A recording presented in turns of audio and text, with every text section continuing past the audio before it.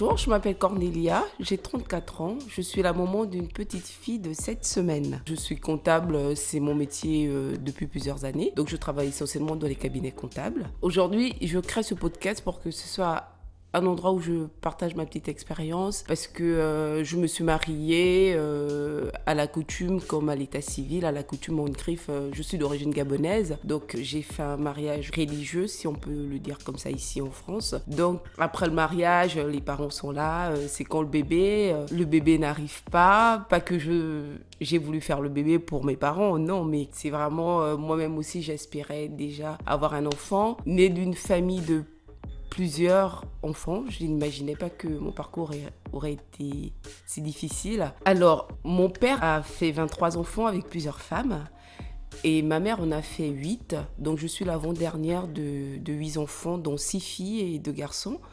Et tout le monde chez moi a déjà 1, 2, 3 enfants. J'aspirais à faire un enfant dans un cadre un peu plus cadré, c'est-à-dire être mariée, avoir un boulot avant d'avoir un enfant, et donc j'ai pris le temps d'abord de faire ça. Et quand j'ai voulu, autour de 28 ans, faire un enfant, ça a été difficile.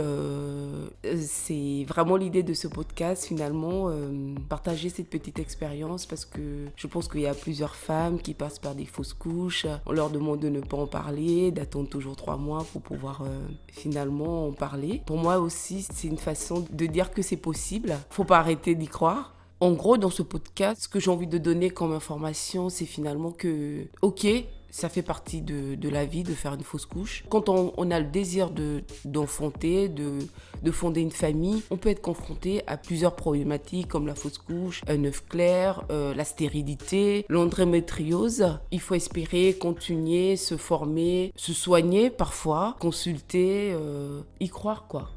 Que c'est possible. Finalement, c'est vraiment un endroit où on libère la parole, où on va parler sans filtre, où c'est vraiment dans une chambre, on copine, on se dit les choses. C'est aussi une forme de thérapie pour nous toutes. Le fait de parler, d'échanger de ces difficultés-là et de ces joies aussi, parce qu'il n'y a pas que la difficulté, de ces joies, on copine. Voilà.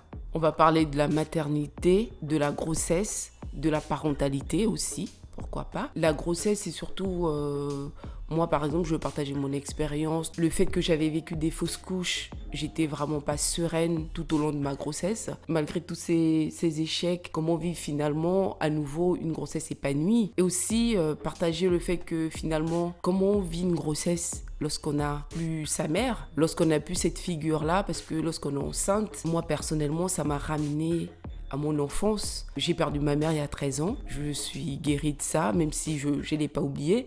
Mais pendant ma grossesse, ça a été vraiment le moment où j'ai encore le plus pensé à elle, où elle était beaucoup plus présente. Finalement, elle est partie trop tôt sans me donner les bases pour pouvoir être mère. J'aimerais parler de la grossesse, finalement, la conscience que dans notre ventre, on est en train de construire un être humain. Nos émotions peuvent influer sur notre enfant et le papa aussi. Moi, je suis mariée, je me demande aujourd'hui les femmes qui vivent leur enfant toutes seules, des mères seules, parce que c'est pas... Ok, on voit ton enceinte, c'est bien, c'est beau, ça donne envie, mais finalement, c'est pas de tout repos, on est vraiment très remué par plusieurs émotions. Moi, personnellement, j'ai été, dû à mon parcours de fausse couche, sans ma mère, j'étais vraiment remuée émotionnellement, mais comme j'avais mon mari à côté, il était vraiment très présent, et même aujourd'hui il est très présent avec une autre fille, enfin je peux partir, il est là quoi, il s'occupe bien de notre fille comme si c'était moi, je m'inquiète pas. Donc finalement aussi le rôle du père dans la grossesse, depuis la grossesse, il parlait à sa fille dans le ventre. Enfin l'idée du podcast c'est vraiment aussi ça, que ce podcast aussi évolue en même temps que je vois grandir ma fille. Ben, ce podcast va s'adresser aux femmes qui veulent être mères, aux femmes enceintes, aux pères, aux potentiels papas. J'aimerais pouvoir inviter des filles, des femmes, des hommes, pourquoi pas. Finalement, que ce soit vraiment un moment de partage de liberté où chacun pourra de façon naturelle ouvrir son cœur, partager sa petite expérience et trouver aussi ses réponses. Vous avez vu que j'ai pas mal hésité, c'est un exercice pas facile, c'est la première fois que je fais ce genre d'exercice. Je crois aussi que c'est un nouveau challenge pour moi, donc je vous donne rendez-vous une fois par semaine sur mon nouveau podcast. Merci. Upgrade Podcast, une société du groupe Upgrade by Legiums vous a présenté Allô maman, papa, ici bébé, le podcast. Une production autour de l'expérience de maternité en toute intimité, accompagnée de papa et de maman bienveillants dans le but de libérer la parole autour de la maternité, la vraie. Présentée par Cornelia. Rendez-vous sur upgradepodcast.paris pour découvrir tous nos autres podcasts. Passez une belle journée lumineuse.